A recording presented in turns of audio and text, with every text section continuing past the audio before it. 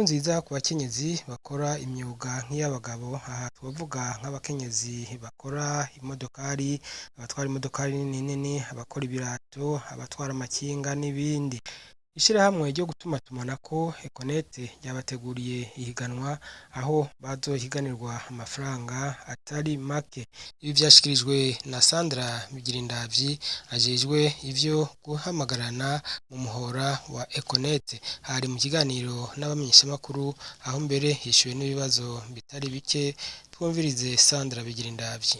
Uno mwaka ikaba rije rifise icivugo umuhizikazi na Econet.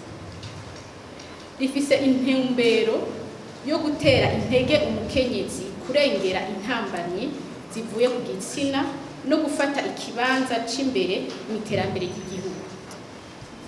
Econet Wireless ibazanye rero Boss Lady ku nshuro ya kabiri, aho ihiganwa Boss Lady ya mbere nk'uko babivuze ryakunzwe cyane, rinafasha abakenyezi baserukira ibisata bitandukanye gushobora kurangura imigambi yabo y'iterambere bashize imbere.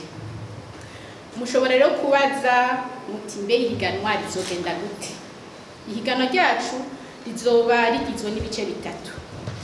Igice ca mbere, umuhizikazi afata video ngufi y'iminota 3 isigura umugambi w'iterambere yoba yararanguye canke ariko ararangura mu mwanya. Rero uwo mugambi canke twovuga ako kazi abantu benshi batari biteze ko korangurwa n'umukenyezi, hama akayirungikira urubuga rwa Econet mu gasanduku k'ibanga inbox kugira baheze bayisabikanye kuri urwo rubuga. Umuhizikazi rero azotumira inshuti n'abagenzi kuraba video yiwe ku rubuga Facebook rwa Econet.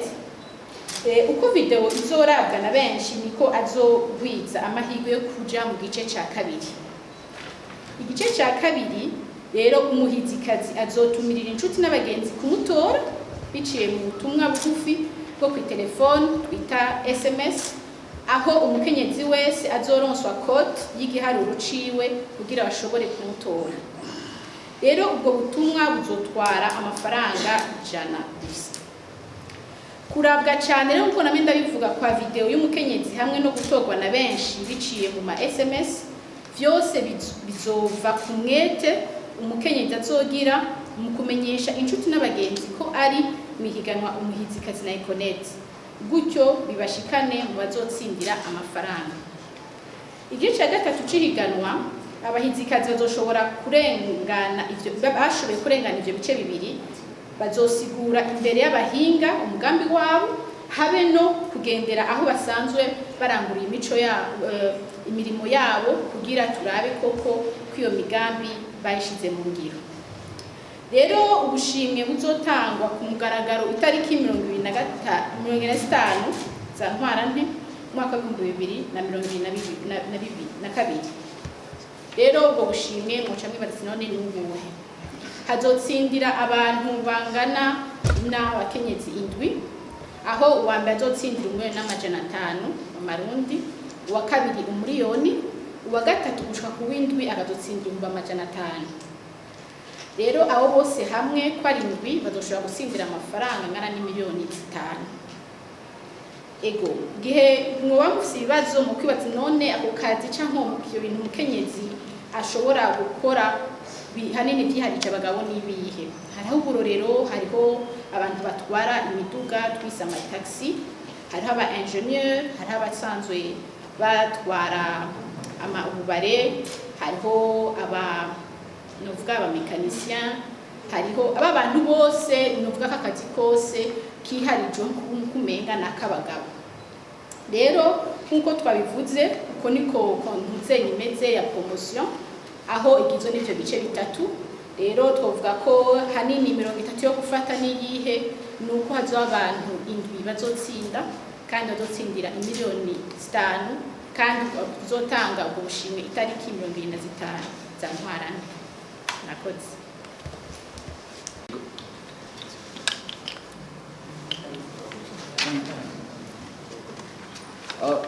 Kanako kibasa. Reka ndabashimire ku cyumviro mwagize nka Connect Leo kuko ni cyumviro ciza cyo gufasha ubwoko bw'u Burundi no gufasha novuga bigeme bacu kuko murazi ko bigeme kenshi mu byinshi kemengo bari inyuma ukuntu ni cyumviro ciza mwagize ariko nk'icyo cy'amakinga nagize jewe ni cyo cerekeye uburyo ni 5 mwavuze muzotanga ukaziha abantu ndwi amagu murangena ngana mage muratanga n'imigambi ushaka gushikiriza namera make cyane ubu mwamwe ari yumviriye ajya mu yatwe wambere azotwara miliyoni n'usu wa 2 miliyoni abandi bose 500 azowafasha iki mu gihe amame ngo ni make cyane bo barose bari imigambi bafise ikindi cyo kabiri ntimwari kuba mwiyumvira mugatanga ubushobozi ku bantu bake muri minister bakazigabanya mbe wambere atonka 2 bakabimwe n'usu canke base kwa mesha kadoga gatoya ko twamajatana kubaza mbega amacondition kuri muraba kugira ngo iyo muntu afate iyo video pendant 3 minutes umuntu yo kwisunga kwikora gute yo fata video ari hehe ibintu nk'ibyo ikindi kibazo naco ca kabiri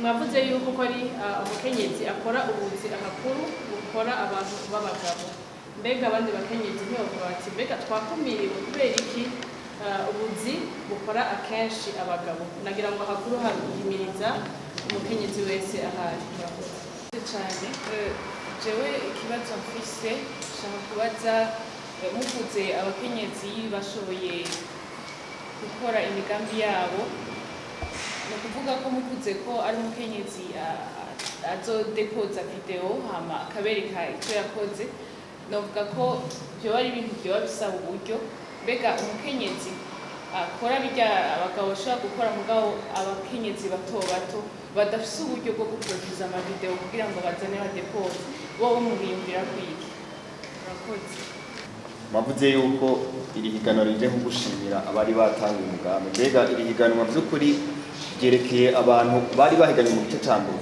ukuvuga utari yahiganye mu gice cyambere cyangwa ashike ko mugambi harimo mbega ho nimba bo batarimo ntimwa mwariyumviriye ko batigeze bahiganwa kugira ngo nabo baronke intango aho bahera ntabwo nakabazi nashaka kumutanga ku muco icifuzo ca Connect ni gushigikira abakenyezi hanyuma nkuko yabivuze uburyo tuzobikora no mwaka butandukanye nuko twabikoze mu mwaka uheze mu mwaka uheze twavuga ngo dushikirize umugambi ushobora kuba utarawurangura mugabo no mwaka dushaka gushigikira abamaze gukora imigambi bariko barayikora mwavuze muti none abatsinze mu mwaka uheze nabo abatsinze mu mwaka uheze ahubwo toge tubabona kandi dukorana nabo nk'abambassadeur bari no higanwa Boss Lady na Connect nukuvuga muri rino higanwa rya kabiri ntibazoba barimwo ahubwo bazodufasha kubwira abandi yuko bishoboka bazodufasha kubwira abandi yuko bishoboka bazodufasha gushigikira abandi bakenyezi ariko bobo ntibarimwo muri rino higanwa rya kabiri aho mvuga cyane bajya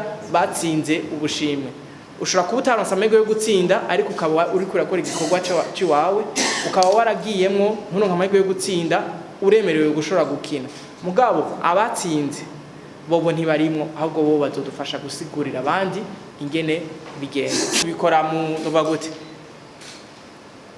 byose biri ku mugaragaro atagihishijwe mugabo hanini tukavyereka abo bariko bari mu rukino abo bari mu higanwa umuntu wese ari mu higanwa ashobora kubaza ati ndashaka munyereke abantu yabaribo umwe wese ko bibajije turashobora kumwereka ko Connect ari ishiramwe ry'ubuhinga tukamwereka tuti uyu ni naka yagutoye uyu ni naka yagutoye akabona ati okay byavuye ngahano ngaha ari umuntu agize akabazo turicarana tukamwereka ivyiwe uko bimeze kandi abari mihiganwa bose tuguma turiko turavugana tumubwira ugejeje ngaha aha niho abagutoye bashikanye uri kuri amanota ya naya bose bagenda bamenya ku munsi uri mu kibanza ca mbere wariwe n'imbere yuko abanywanyi bose ba Connect babimenya kuvuga ngo rukana bumenye ukuvuga tuguma tuganira ku mwanya mwabajije ati none izo video bazifata gute bazifata bisunze iki izo video bazifata aho bari hose twe dushaka gusa kumva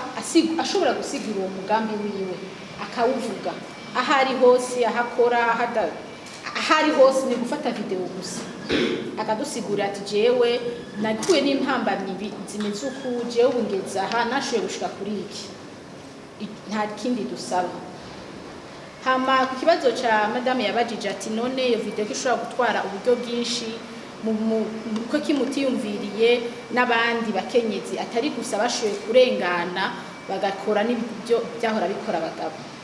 Rero ku cambere kuri video ishobora gufatwa na telefone yari yo yose ntoyi, ntibisaba video ifise novuga isaba uburyo bwinshi, oya ni video isanzwe ufatisha telefone. Ushobora kuba ari umuntu ngira utifashe mugusaba nk'inshuti ati uramfata ka video ukandungikirire kuri page ya Facebook, aho twebwe tumaze kuyiraba tuyishira ku rubuga rwacu. Rero mu gice ca kabiri aho twavuze ko abantu bazoshobora gutorwa biciye kuri SMS mu butumwa, tuzobatuma ko abantu batowe bambere, hama tuheze tubagiriye video nziza nk'abashoboye kubona mu gice ca mbere twagize ama video meza, ariko code urungika ko SMS kw'izina ry'umuntu no kuri video yiwe. Rero izo video z'igice ca kabiri zikorwa natwe mu studio yacu nziza zibereye ijisho. Ego murakoze. Nkuko twabivuze kare, nkuko twise boss lady, civugo ca mbere cyari uko tugerageza guteza imbere abakenyezi, kutubwira imigambi yabo ndetse tukashobora kubaha amafaranga bashobora kuza barifashisha mu gutangura.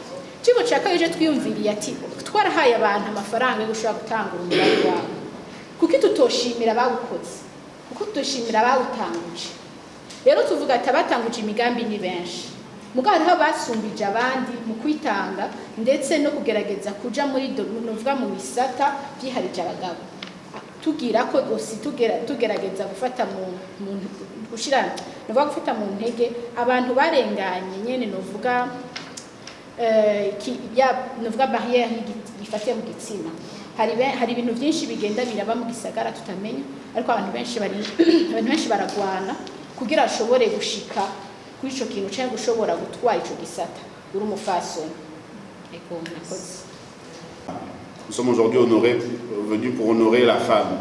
La femme, ce n'est pas que la femme c'est notre mère, la femme c'est notre sœur, c'est notre fille, c'est notre épouse. Donc c'est vraiment l'occasion de l'honorer aujourd'hui à travers cette campagne.